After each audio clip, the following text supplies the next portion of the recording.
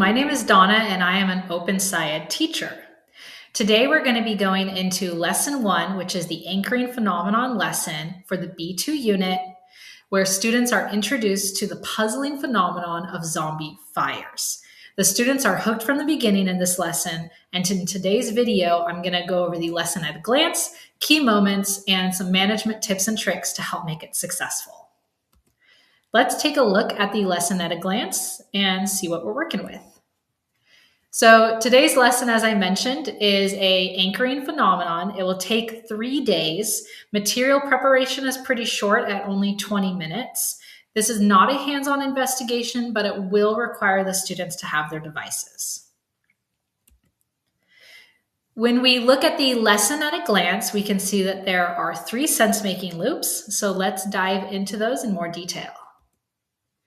In loop number 1, students are going to be introduced to the new phenomenon, and we're going to start getting some initial questions. They're going to revisit community agreements and prepare for a visual inquiry. Those are the community agreements that could have been carried over from the B1 unit. Then students are going to participate in the visual inquiry, learning more about the zombie fires, and having an initial ideas discussion about what all this means. They're going to learn that there are people and animals living where the zombie fires are, and that zombie fires burn underground throughout the winter. The students are left wondering what allows zombie fires to burn in a place that is so cold.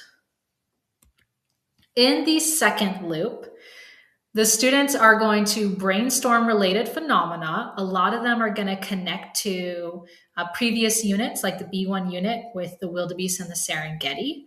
They're going to develop their initial models, putting together what they've learned so far. They're going to revise their individual initial models based upon some work with small groups. And then we're going to develop our initial consensus model as a class. The students in this loop are going to learn that the thawing permafrost has peat, which can burn underground when it is cooler, and that in the springtime, the fires are going to move above ground, which is when they can burn more plants and create more of those burn scars for future years. This leads to sense-making loop 3, where students are going to, as a class, build our driving question board that's going to help lead our way throughout this unit. And then we're going to consider ideas for investigations. What do we need to investigate to answer our questions from the driving question board? And then we're going to introduce and update the progress trackers.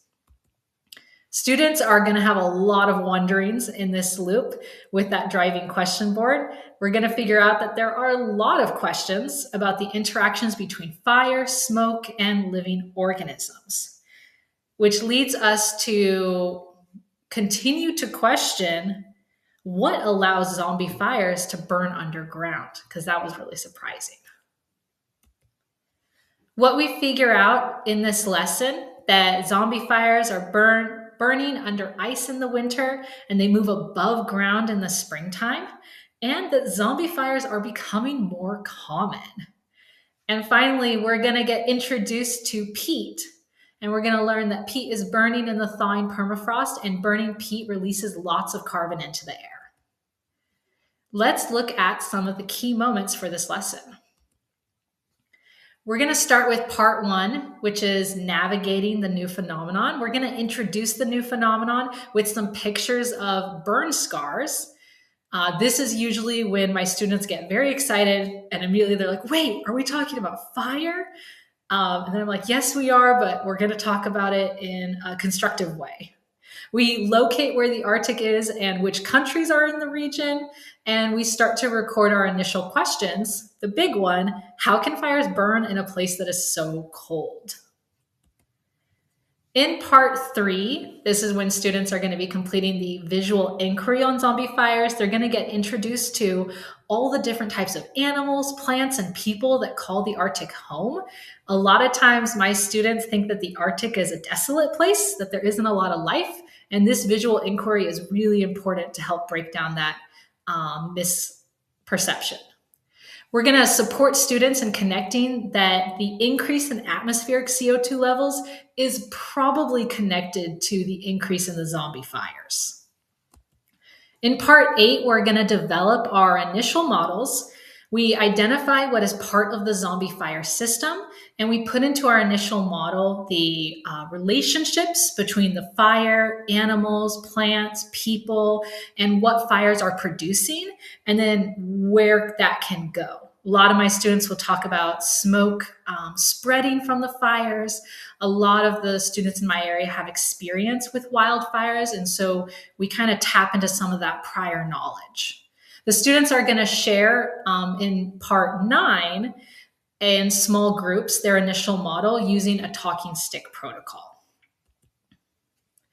In part 10, students are going, or we as a class are going to develop our initial consensus model. And this is where we decide as a class how to represent flow of energy and matter. This is where typically we talk about what could arrows represent and what's the difference between an arrow with a straight line versus an arrow with a squiggly line, and how can we use that in our consensus model. We're going to start with the components, animals, plants, non-living, and then we're going to add in the relationships. And then how do those components work together? Those are the interactions part. Part 13, we're going to build our driving question board. I find that a lot of the time, my students' questions typically fall into these categories. A lot of them are very concerned about preventing the zombie fires or fires in general, the impact of those fires on humans as well as the animals in the ecosystem. My students get very attached to a lot of the animals in the Arctic. We have questions about smoke. We have questions about fire frequency and time. How long do they last for? And then, of course, we've got some solution-oriented questions as well. Part 14 is where we will consider ideas for investigations. What would we need to do to answer those questions we came up with on the driving question board? Immediately, the first idea that quite a few students will share is we need to burn stuff. And then that allows me to kind of segue to the next lesson and be like, yeah, maybe we could try to safely investigate that. We also talk about how if we can't burn material safely, maybe we can watch documentaries, videos, we could learn more about what is in smoke and permafrost, and we can think about and compare how are zombie fires similar or different to fires in other parts of the world. So where do we go from here after this lesson? Like I mentioned, we identified key features of zombie fires and are wondering about the mechanisms that allow zombie fires to burn under ice. This picture gives you a nice preview of the next lesson. Next up, we have material management tips and tricks. All right, components and interactions can be really tricky for my students. And I usually just break it down pretty simply, where components are the things and interactions are the relationships. And we'll talk about the wildebeest and the Serengeti from Unit 1, and I'll start with that. I'll ask them what were the components in that unit, because we're more familiar with it right now. And then I'll ask them, all right, well, what were those interactions? Predator-prey is pretty easy for them to connect with. And then we bridge that to the current unit. So what is fire? Is it a component? Is it an interaction? When something catches on fire, is that an interaction or a component? Next up is students are going to ask great questions before we even get to the driving question board. I encourage them to write it down. I'll even give them a Post-it note, be like, hey, save this for later. That was awesome. And I give lots of positive reinforcement for those questions. Building the initial model can be a little bit of a hurdle for some students. I find when that's the case, I like to give them a checklist of components that they can include in the model, as well as ways that we can show those interactions. So what animals are in the Arctic? What plants are there? What is peat? Where is it? How are the seasons changing in the Arctic? Personal glossary management. We can see that we're going to co-construct zombie fires, and we're going to encounter a lot of new words, a lot of vocab in this lesson. Burn scar, socio-ecological systems, components, interactions, matter, energy, systems, scale. But the nice thing is a lot of these words they have encountered in the past. Poster management, we've got that community agreement from the previous unit that we can carry forward. We have our consensus model, our driving question board, and ideas for investigations. All right, if there is two things that I would like you to remember from this lesson is that the visual inquiry is more accessible if you give students a specific dimension to look at, and that all questions should go on the driving question board, even if they are standalone, because it gets the students really excited. Thank you so much for joining me with this video, and you got this.